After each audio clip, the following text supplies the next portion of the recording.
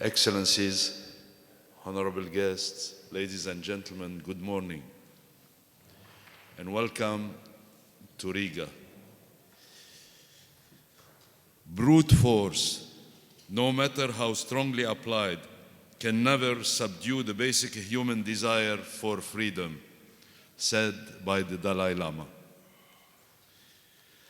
Your Excellencies, we welcome you today to participate in the 7th World Parliamentarians on Tibet. And please let me introduce to you our first guest, the Honorable Uldis Dubrikis, Vice Chairman of Latvian Parliamentary Support Group for Tibet.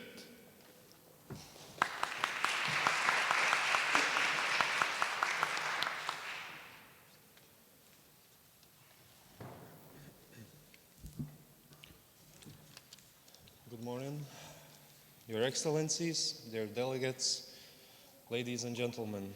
It's my pleasure to welcome each and one of you and thank you for honoring with your presence in Riga, Latvia, for the 7th World Parliamentarian Convention on Tibet.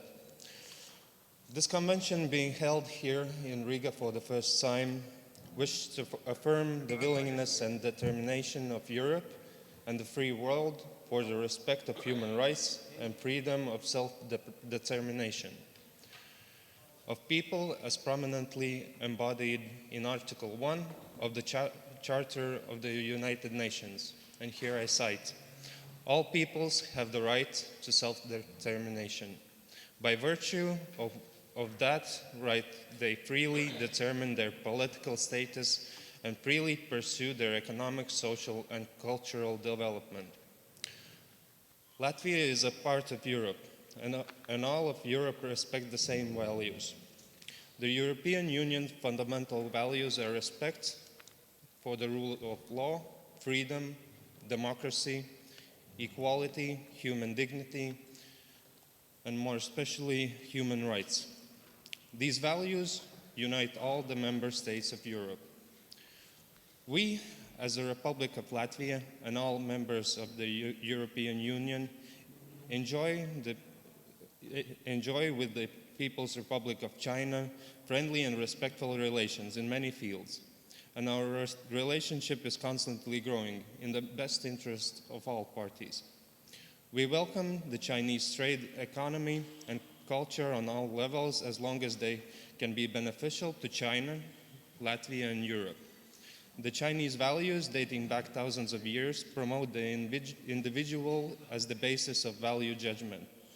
And these values focus on moral cultivation of an individual, extending from the self to others, from an individual to a family, and from a group to a state, and even the whole world. Article 35 of the 1982 State Constitution of the People's Republic of China proclaims that citizens of People's Republic of China enjoy freedom of speech, of the press, of assembly, of association, of procession, and of demonstration. In my name and in the name of the Latvian Parliamentary Support Group for Tibet, and in the name of the 7th World Parliamentarians Convention on Tibet meeting in Latvia, we ask our Chinese friends to only, and I would want to undermark this, we only ask to respect the values stated in their own constitutions, with regards to Tibet and the Tibetan people, and engage in a continuous dialogue that would lead to Chinese and Tibetans living hand in hand without fear or exile for the prosperity of both the Chinese and the Tibetan people. Thank you for your attention, and I wish you a productive day, productive tomorrow, and enjoy your time in our beautiful land, Latvia. Thank you.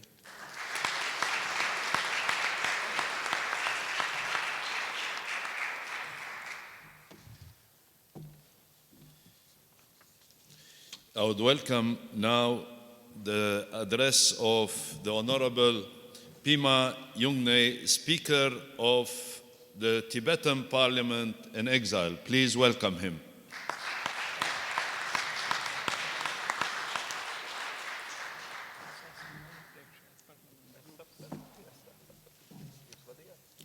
Honorable Chief Guests, Your Excellencies, and ladies and gentlemen. On behalf of Tibetan in and outside Tibet, I would like to extend my heartiest gratitude to your Honorable for attending this WPCT and confirming your solidarity with us at this critical era of Tibet's history. Tibet occupies a vast area of plateau and high snow-capped mountains in Central Asia. It shares its border with India, China, Nepal, Burma, Bhutan, and Turkestan. It is considered the highest plateau in the world and thus called the roof of the world. It has a population of 6 million and land rich in minerals and the varieties of vegetation and wildlife animals. It is also a source of many great rivers to the Asian countries such as Yarlung Tsangpo, Brahmaputra, Singhi Kaba, Indus, Dishu Yangtze, Zashu Mekong, Mashu Yellow River, Gyalmung Wuchu Salween. Tibet thus commands the most strategic position in Central Asia. It has been a closed society with no relations to the outside world. It enjoys its own government, written and spoken Tibetan language, culture, and religion. In 1949, People's Republic of China started their journey of invasion into Tibet from the eastern Tibet. On 23 May 1951, a Tibetan delegation who had gone to Beijing to hold talks on the invasion was forced to sign the so-called, I quote, 17-point agreement on measures for the peaceful liberation on Tibet, unquote, with threats of more military action in Tibet and by forging the official seals of Tibet. The Chinese then used this document to carry out their plans to turn Tibet into a colony of China, disregarding the strong resistance by the Tibetan people. The Chinese violated every article of this unequal treaty, which they had dictated on the Tibetan and gradually invaded whole of Tibet in 1959. The Chinese authorities levied forceful occupation on Tibetan through destruction of monasteries, suppression of religion, denial of political freedom, widespread arrest, imprisonment, massacre of innocent Tibetan people of all age, etc.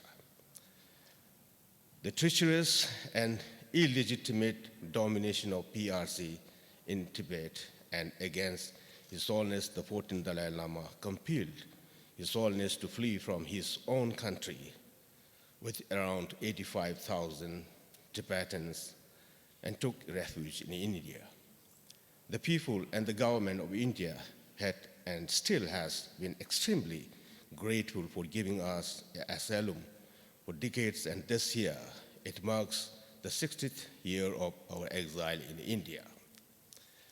During 60 years, we Tibetans have managed to preserve our own culture, religion, and language under the privileged guidance of His Holiness the 14th Dalai Lama. Simultaneously, Tibetan inside Tibet, despite enduring the repressive and inhuman torture of Chinese government against them, have and are still struggling hard to preserve it. Up until 1979, the Central Tibetan Administration and the Tibetan people adopted a policy of seeking independence for Tibet. But then, His Holiness the 14th Dalai Lama from early 1970s has a different vision of having a middle way approach to resolve the issue of Tibet with the Chinese. As great changes are taking place in the independent status of countries and nationalities in the world, making it more sensible to solve and complete through negotiations. Despite these vision of His Holiness being very pragmatic in real terms, His Holiness the 14th Dalai Lama didn't force or push it on Tibetan people to follow this policy. On the contrary, His Holiness held a series of discussions with the chairperson and vice chairperson of the Assembly of Tibetan People's Deputies, the then Tibetan Parliament in exile, the Kasha cabinet, and many scholarly and experienced people, particularly in 1979. The late Chinese paramount leader Deng Xiaoping's proposal to His Holiness the Dalai Lama that, I quote, "Accept independence. All other issues can be resolved through negotiations," unquote, held a belief in resolving the issue of Tibet on a mutually beneficial solution. Above that, the opinions of the Tibetans and the suggestions from Tibet paved a way towards the unanimous adoption of this middle way approach in the Assembly of Tibetan People's Deputies on 18 September 1997. Therefore, this approach is not something that has emerged all of a sudden, but it has a definite history of evolution and was adopted democratically. This approach meets the realistic interests of both Tibetan and Chinese people and clearly implies of not seeking independence, but a genuine autonomy within the framework of the People's Republic of China. Furthermore, yet again, after the majority support from Tibetan people during the 2008 special meeting, Tibetan Parliament in exile adopted a unanimous resolution to this policy on 20th March 2010. Up until now, we have had 9 rounds of dialogue with the Chinese government. That last 9th round of negotiation was held in year 2010.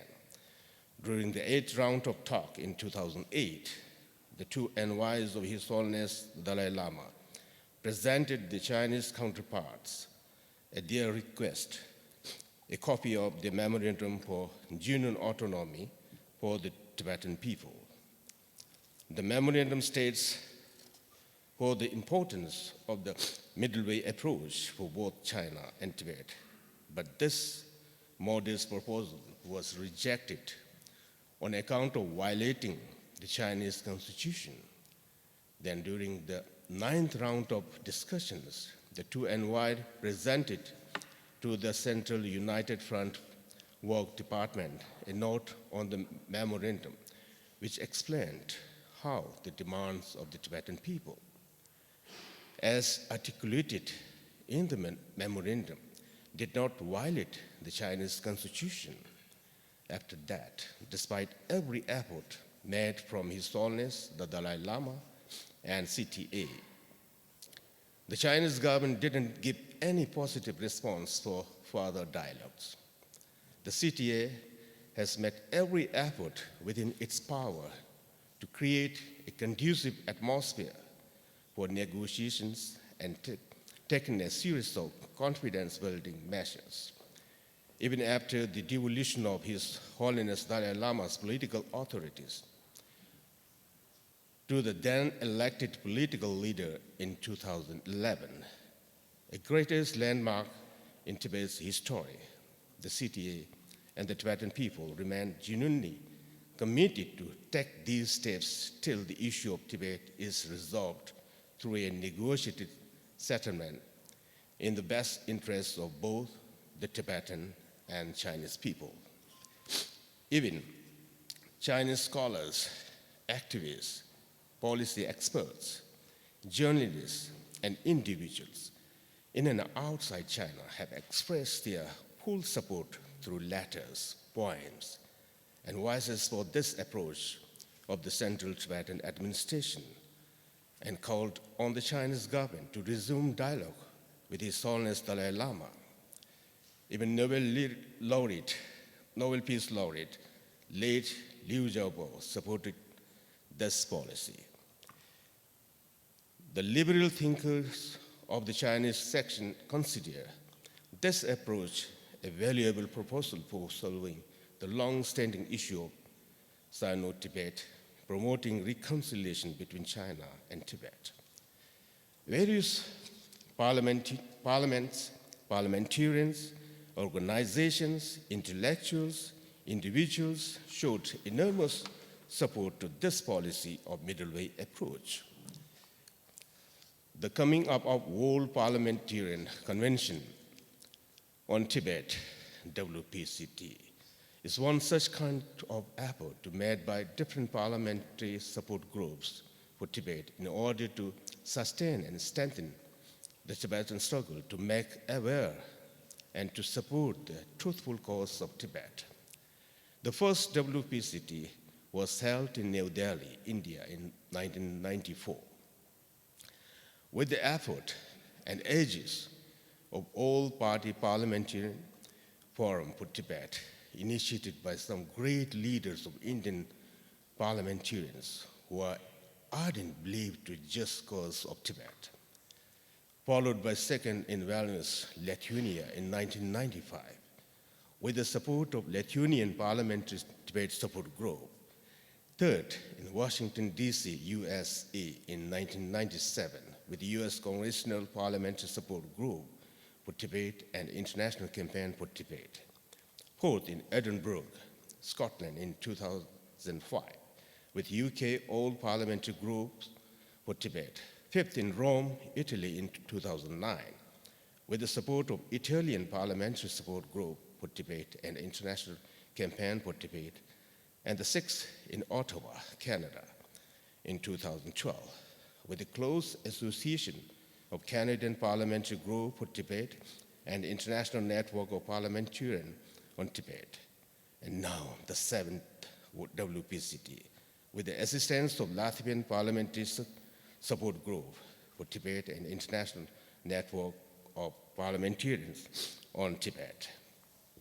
On behalf of Tibetan Parliament in Exile, I would like to sincerely express my thanks to Latvian Parliamentary Support Group for Tibet under the leadership of Honorable Arthurs Kiamins and his team. Mr. Yanis Martins Kuja, who had extended their support to hold such an important convention despite having their own hectic schedules. Latvia has been very benevolent towards our issue and has always raised their voice against the illegal treatment of Chinese government on Tibetans inside Tibet. On December 2005, members of Latvian Parliamentary Support Group for Tibet sent a letter to Mr. Li Zhaozing, Minister of Foreign Affairs, Mr.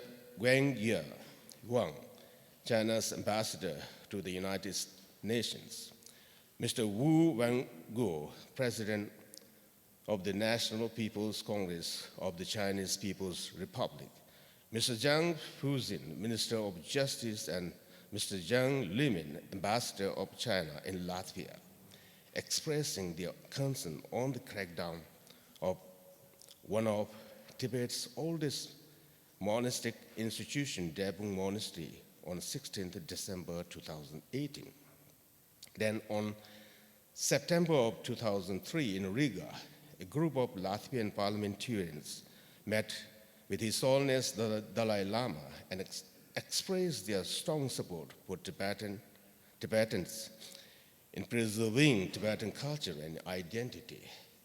Besides that, on March 2016, a joint statement was made by members of Parliament of Latvia, Estonia, and Lithuania, together with Tibetan supporters from 3 Baltic states, showing their deep concern and anguish for the increasing wave of self-immolation in and outside Tibet since 2009, which clearly indicates about the repressive policies of Chinese government on Tibetans.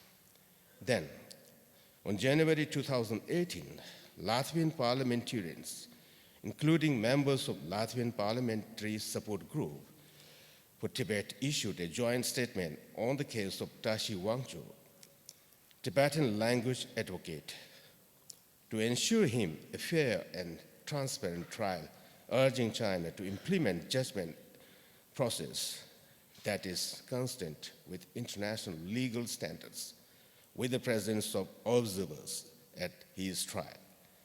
Above that, Latvia has warmly welcomed His Holiness the 14th Dalai Lama several times in their country.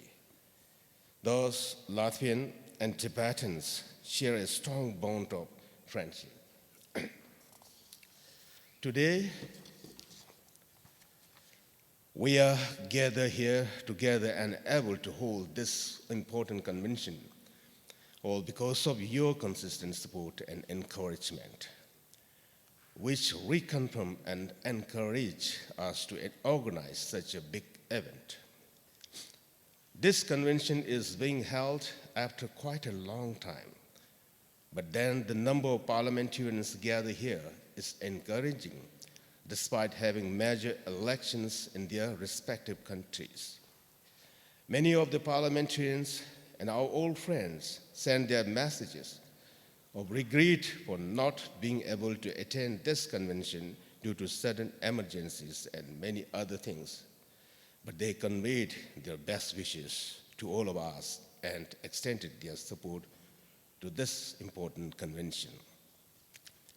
At this crucial time of Tibet's history, the support and the interest with which you all have shown by attending this convention will remain indebted to us. Simultaneously, the passing of reciprocal access to Tibet into law by the US President and the US Congress, the recent adoption of resolution of European Parliament on the increasingly repressive regime on Tibetans and minority groups in China, and various other resolutions and statements by different parliaments and its parliamentarians all over the world will remain indebted to us forever. Above that, the very recent statement of US Congressman Jim McGovern on His Holiness Panchen Lama's 30th birthday, stating, I quote, "The 24-year-long enforced disappearance of the Panchen Lama is one of the most egregious examples of China's violation of the religious freedom rights of the Tibetan people. In honor of his 30th birthday, I again call on the Chinese government to free the true Panchen Lama immediately and without conditions," unquote.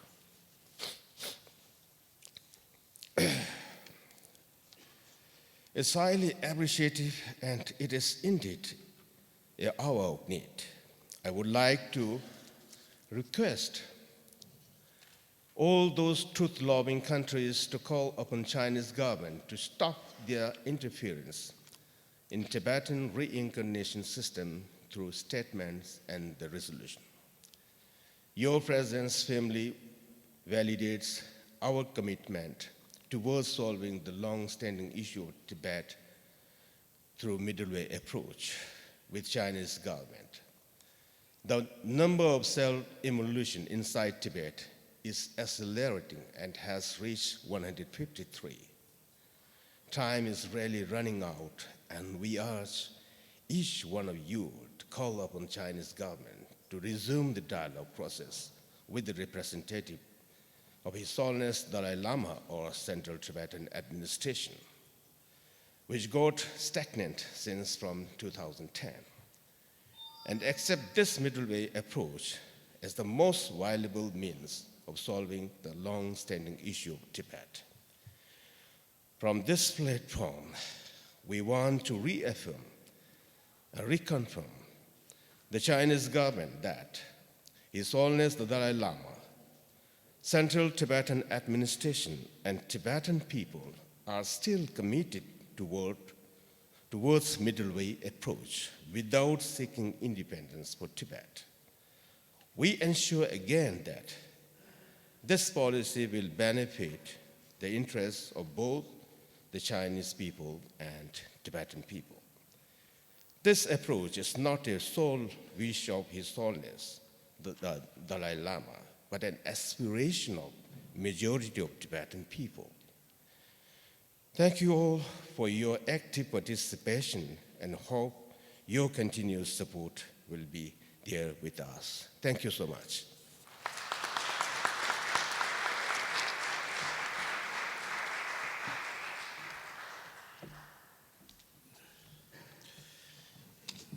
Honorable Pima Yungjae, thank you very much. Now, we would like to see a video from the Honorable Jim McGovern, member of the United States House of Representatives. Thank you for the invitation to help kick off the 7th World Parliamentarians Convention on Tibet. I'm excited to see such a distinguished group of parliamentarians and advocates come together for the cause of Tibet. We know that a global, multilateral approach is essential for effective advocacy for the Tibetan people. We achieve more when we speak with one voice. And I would like to thank the Latvian Parliamentary Support Group for Tibet, the International Network of Parliamentarians on Tibet, and the Tibetan Parliament in Exile for hosting this important global convention. While the United States congressional schedule prevents me from attending in person, please know that members of the United States Congress will be following your deliberations closely. In addition, staff from the U.S. Congressional Executive Commission on China, which I chair, are present to participate in the discussions. We look forward to hearing the outcomes of your deliberations and then working together to implement your ideas and recommendations. This conference is especially important because 2019 marks the 60th anniversary of His Holiness the Dalai Lama being forced to flee Tibet. On this anniversary, we honor the many brave Tibetans who lost their lives and those who were forced into exile because of the violent crackdown on the Tibetan people in 1959. His Holiness is one of the greatest voices for democracy and human rights across the globe. His clarion call is an inspiration to people all over the world. We have a shared responsibility to answer that call, stemming from our commitment to universal human rights, including the right to engage in free expression without fear of any prior restraints, the right to peaceful assembly without restrictions, the right to practice your faith and live in security in your homeland. These rights, like the challenge of Tibet, are not limited by borders and are not limited to any one country or parliament. In the United States Congress, our solidarity and commitment to universal human rights has led us to stand as a vanguard for global action on Tibet. It's led to host the Dalai Lama over 30 years ago as he laid out his 5-point peace plan to resolve the crisis in Tibet. It led us to pass the Tibet Policy Act to invest in Tibet's economic development, assist refugees, and officially make Tibet a national priority for the United States. It led us to award the Dalai Lama with the Congressional Gold Medal, the highest civilian honor Congress can bestow. And most recently, last year, it led us to pass the Reciprocal Access to Tibet Act that says if American journalists, diplomats, and tourists and Tibetan Americans can't travel to Tibet, Chinese officials shouldn't be allowed to travel freely in the United States. This legislation reaffirms the basic principle of reciprocity in international relations. In addition, I was proud to author the Global Magnitsky Human Rights Accountability Act to hold accountable government officials responsible for human rights abuses and corruption. The bill is named after Russian lawyer Sergei Magnitsky, who died in prison after speaking out against the Russian government's corruption. Moving forward, the United States Congress will continue to work effectively to implement our legislative initiatives and provide a bedrock of support for the Tibetan cause. Today, our actions in the United States and around the world are as critical as ever. 60 years after Tibetans bravely assembled to protest Chinese rule, the harsh repression by the Chinese government continues. As leaders of our nations, we cannot and we must not let this status quo go unanswered. Over the next few days, leaders at this convention will engage in innovative and strategic discussions about the challenges in China and Tibet, culminating in a declaration and an action plan. I ask for all the world parliamentarians and advocates in attendance to consider passing your own versions of the Reciprocal Access to Tibet Act and the Global Magnitsky Act. Our voices will be strong because we have the moral high ground, but also because we are standing together with a unified voice. Standing together, parliaments and legislatures, the democratically elected representatives of citizens around the world, must keep working multilaterally on measures to support the men and women of Tibet and the Tibetan refugees in India and Nepal. Standing together, we will remain steadfast partners of the Tibetan people. His Holiness the Dalai Lama embodied the spirit of all Tibetans when he said, and I quote, "I find hope in the darkest of days and focus in the brightest," end quote. For 60 years, His Holiness and so many Tibetans have remained separated from their land and their home. Yet His Holiness has found hope, even in the darkest hours. So thank you for your participation today, and I look forward to working with you to make progress for the Tibetan people. Thank you.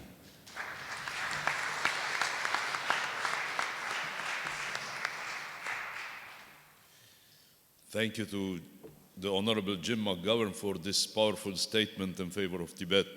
Now, I would like to invite Mr. Jonathan Stivers, Staff Director of the Congressional Executive Commission on China, to read for us the statement of Mrs. Nancy Pelosi, Speaker of the United States House of Representatives. Please.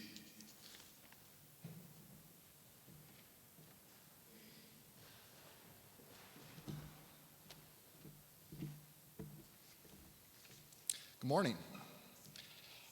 This is a letter from Speaker of the House, Nancy Pelosi.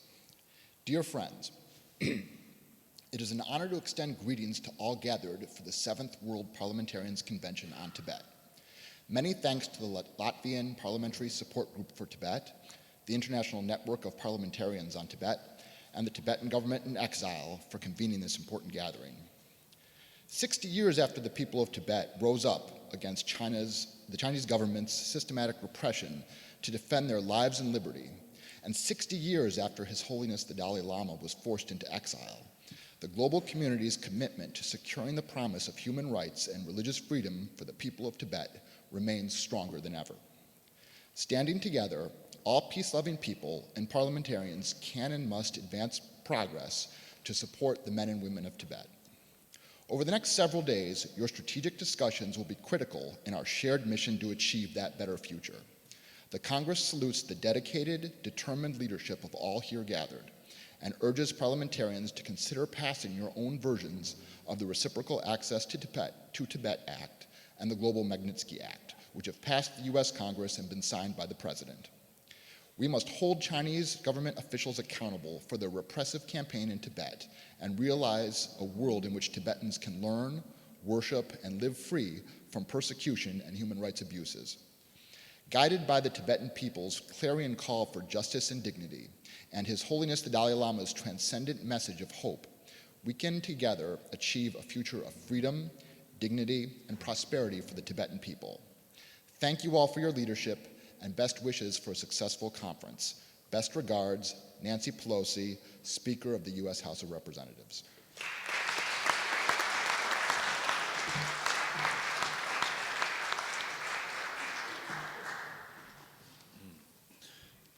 And now, please let us hear the message from His Holiness the 14th Dalai Lama.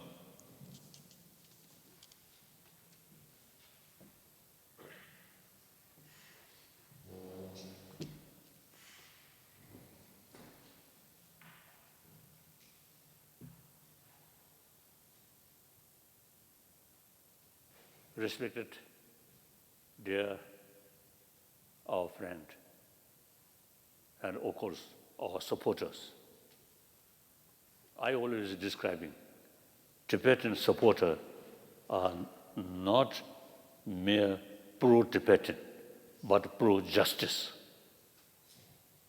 Because our struggle, Tibetan struggle, is very much based on the moral principle and thoroughly committed non-violent way.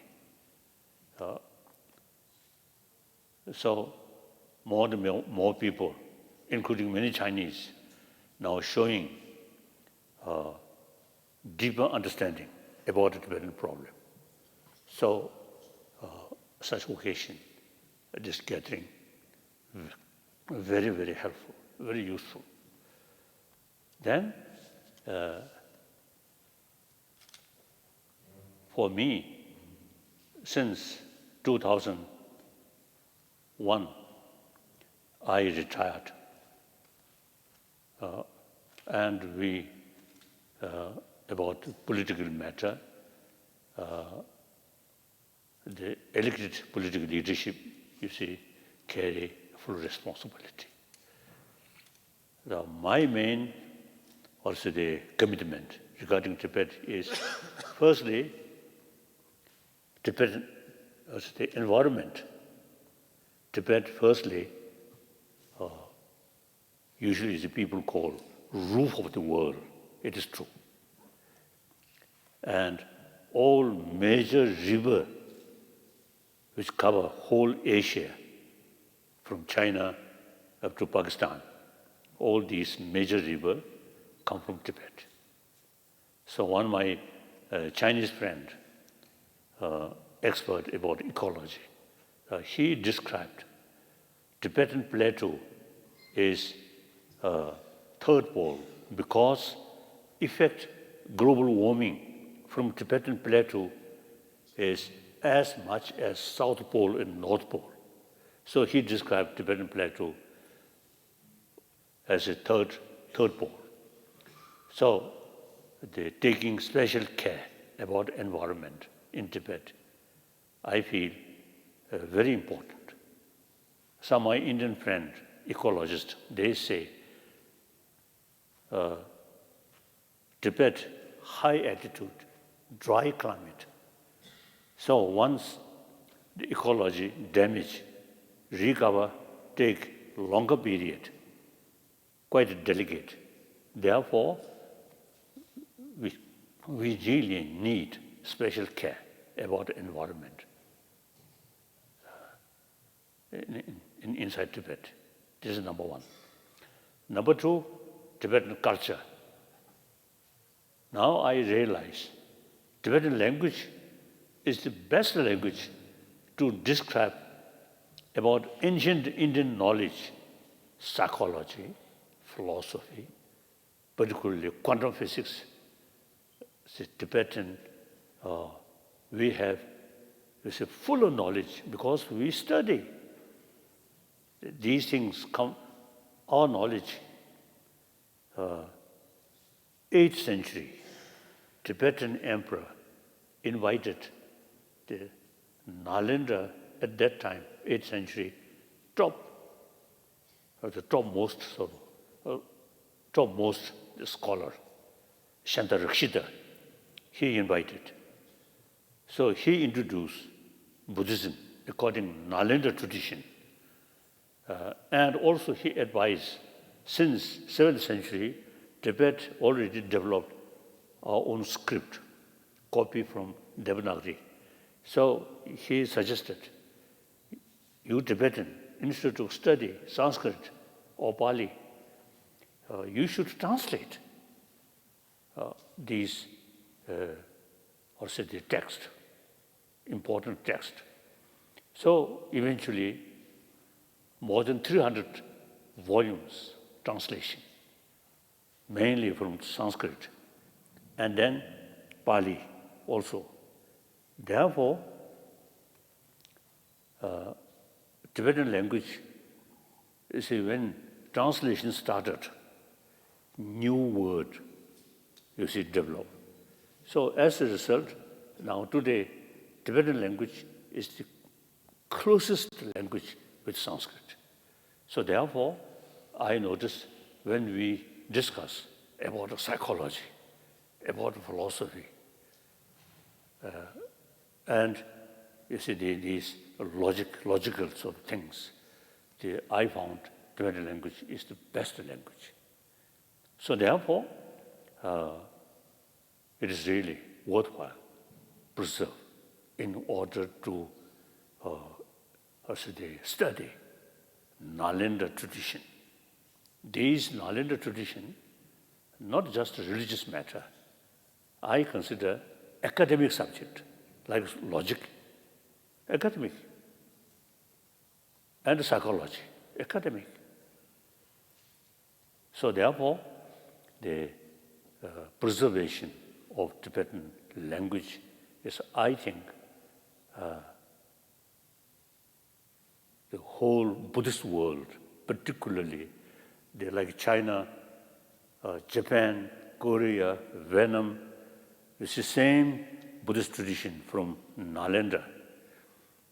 So the Tibetan language is most useful language for studying these things.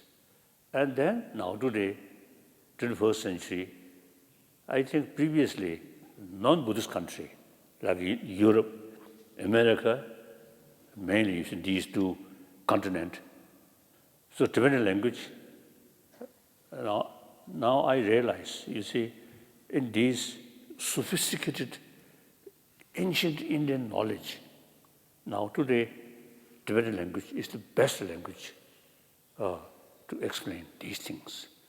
So, even as a sort of, non-Buddhist country, now, including many scientists, now really showing interest to learn from ancient Indian psychology, Indian philosophy,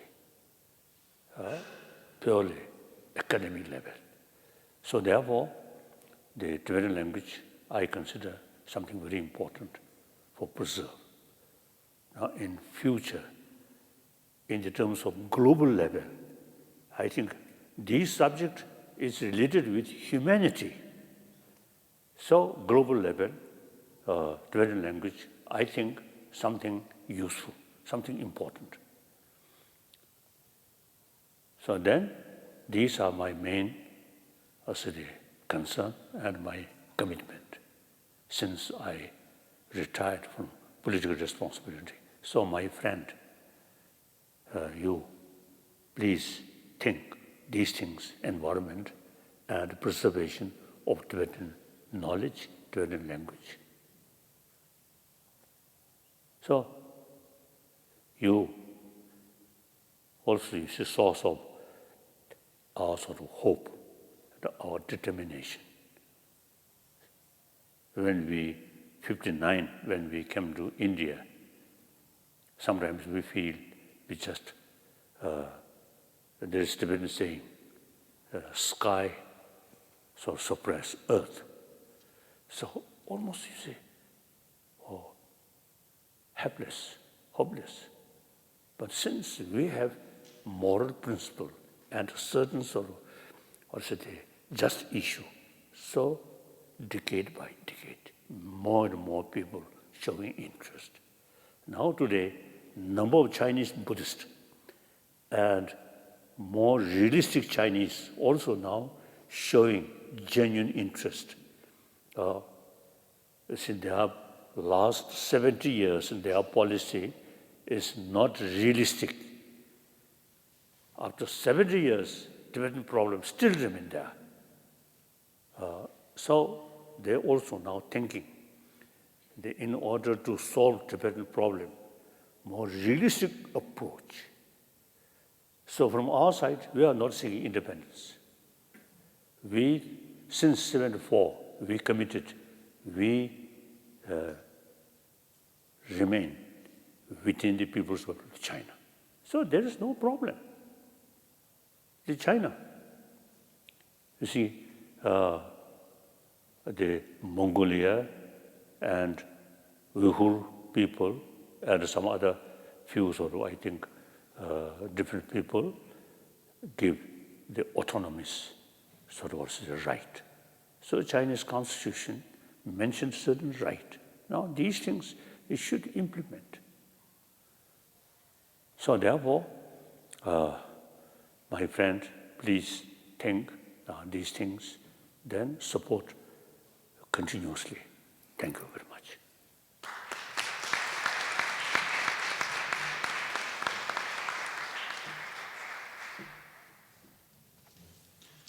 Thank you. Now, please welcome the chief guest, Honorable Andris Buikis, former Member of Parliament and Professor Emeritus, Doctor of Mathematical Science of Latvian Academy of Sciences. Please welcome him.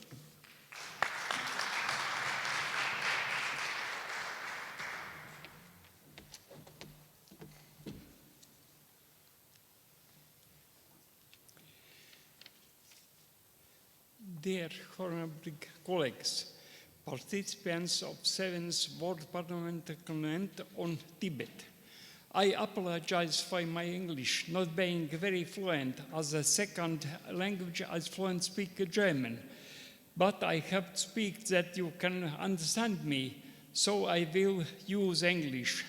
I will speak about my life experience, the things I vividly remember. I was born in 1939. Last year, the Second World was started. I spent my childhood in the countryside. As a boy, I had to work in kolkhoz. I had to work with my parents. At the time, we all were kolkhoz laborers. In fact, slave-like. We had to cultivate coxswains. It is a form of rubber, and at that time, cart rice was produced from coxswains. In summer, where I was 15 years old, I had worked for 60 adult working days during the summer. In the autumn, I received 2 rubles and few more kopecks. I had hoped to buy a Russian camera Smena. However, unfortunately, for that amount of money, I could only afford a first row ticket in mid-core cinema. Then I was rescued by my father, who bought me the longest camera as a present a few months later. Now, those who have no lived in those times and man think that it is worse, and those who have not lived in those times may think that it's good cooperating with Russia. Protect God from these dreams. I remember the deaths of Stalin. I remember the revolutions in China, as well as Korean War. I remember what I heard from my parents and their friends about nuclear bombs in Japan, how all the adults were concerned. After everything I have experienced until the end of my life, I will always stand for true democracy.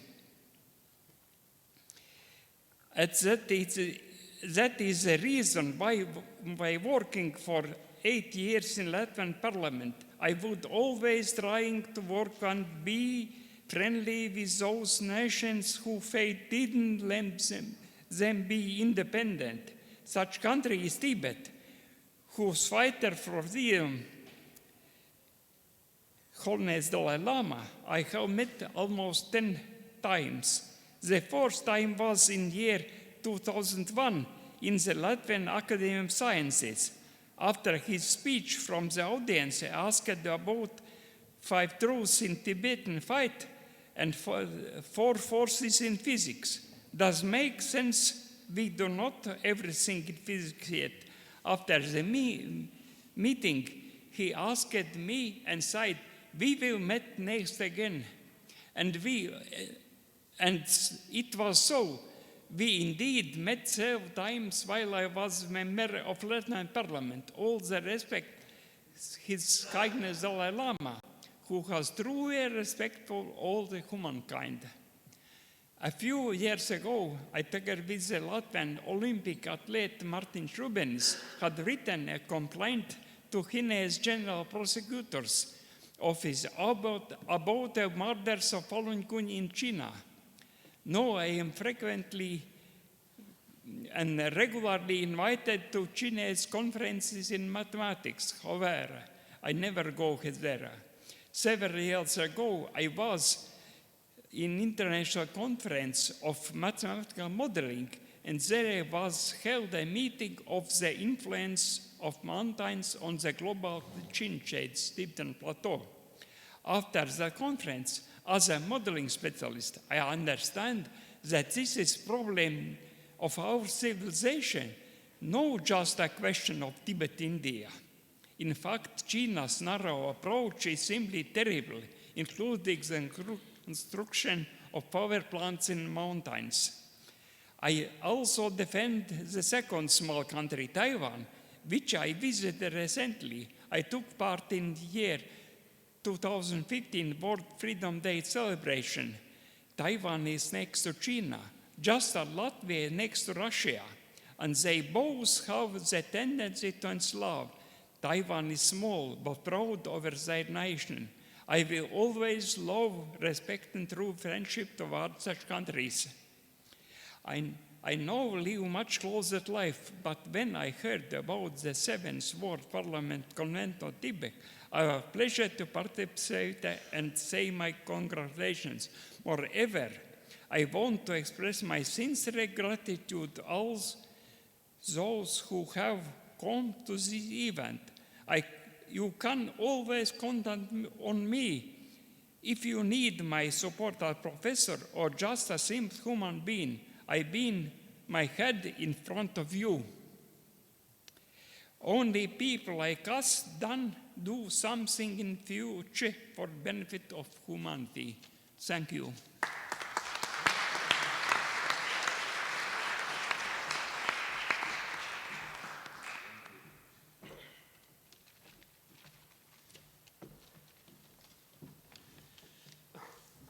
Thank you very much. That was very touching. You know, frankly, 3 days ago, I knew nothing about Tibet, okay? And I got embarked on this journey today because of a friend and a dear brother who is all the time supporting Tibet. Please welcome Yanis Martinskouya for his speech.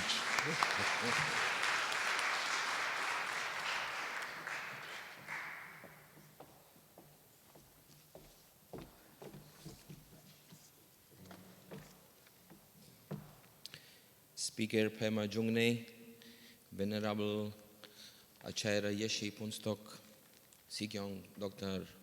Lobsang Sangay, Deputy Chairman of the Latvian Parliamentarian Group to support Tibet, Toldis Budritis. Your Excellencies, dear delegates, ladies and gentlemen, friends of Tibet. I am a simple supporter and at the same time very, very emotional. And that's why, to control my emotions, I also have a speech on the paper. As initiator and one of the organizers of this convention in Riga, Latvia, here to support a free Tibet with the return one day of the Dalai Lama to Lhasa, along with the return of all Tibetans living in exile, and with the hope that the people of Tibet will one day live in peace again, next to their brothers and sisters, Tibetans, Chinese, others, in real brotherhood. It is my pleasure to welcome you and to thank you for answering my invitation to celebrate together the 7th World Parliamentarians Convention on Tibet. Adi Bishag, a Syrian-Armenian poet, said, "Killing of a man in a forest is an unforgettable crime, and killing a whole peaceful nation is a matter of you. This leads me to quote the German philosopher Friedrich Hegel, who said, "We learn from history that it is impossible to learn from history." When will we understand that no human is superior to other human except by his contribution to humanity? When we will understand the meaning of the words of Bob Dylan, "How many roads must a man walk down before you call him a man? How many seas must a white dove sail before she sleeps in the sand? Yes and no, how many times must the cannonballs fly before they're forever banned?" The answer, my friend, is blowing in the wind. The answer is blowing in the wind. So, how many roads must the exiled Tibetans walk in the desert before they are recognized? And how many seas must the Tibetans sail before they reach Lhasa and sleep peacefully in their rightful beds?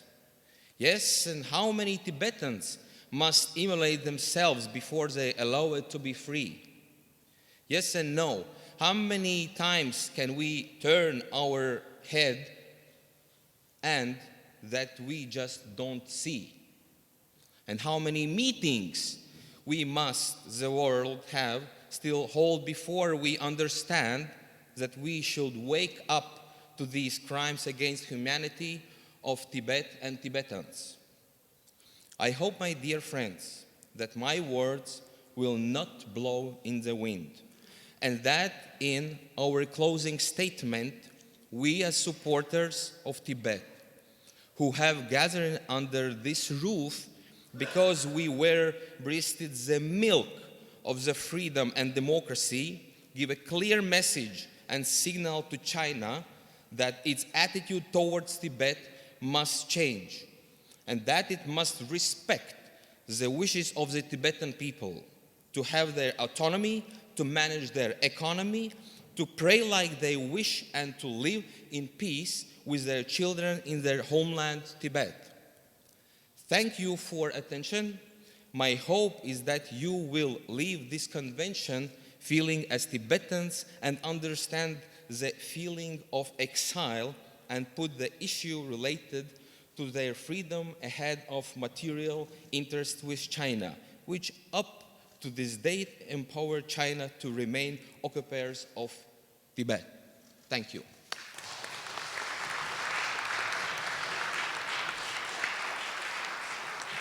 Yanis, thank you very much. Soon you will be close to Che Guevara like this. Okay, ladies and gentlemen, now I think we're going to take a small break and we will convene in a little while. Thank you.